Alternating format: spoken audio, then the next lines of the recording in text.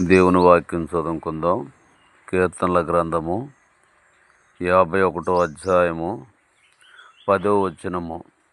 దేవా, నా యందు శుద్ధ హృదయము కలుగు చేయము, నా అంతరంగంలో స్థిరమైన మనసు నూతనముగా పుట్టించుము.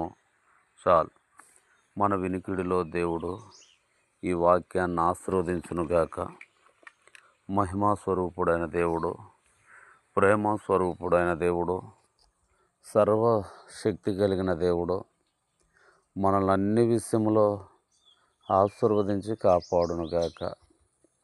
కాబట్టి దావీదు ప్రార్థన, దేవా, నా యందు శుద్ధ హృదయము కలుగు చేయము, నా అంతరంగంలో స్థిరమైన మనసు నూతనంగా పుట్టించుము అంటున్నాడు. కాబట్టి ఈ లోకంలో చూసినట్లయితే మనం ఎవరినన్నా ప్రేమించాలంటే వారు మంచివారుగా ఉండాలి. మనల్ని ఎవరన్నా ప్రేమించాలంటే మనం మంచివారుగా ఉండాలి. ఎవరినన్నా మనం గౌరవించాలంటే వారు మంచివారుగా ఉండాలి. మనల్ని ఎవరన్నా గౌరవించాలంటే మనం మంచివారుగా ఉండాలి. మన ఇరుగు పొరుగు వారు మంచివారుగా ఉండాలి, మనం మంచివారుగా ఉండాలని. మంచి అనేది చాలా శ్రేష్టమైనదిగా ఉంటుంది. ఈ లోకములు అందరూ మంచినే కోరుకుంటున్నారు.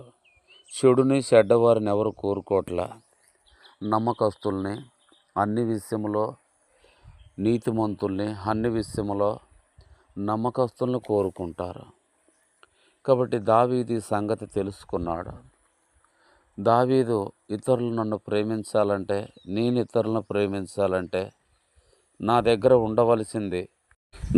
ఉండవలసింది శుద్ధ హృదయం అని ఆయన తెలుసుకున్నాడు.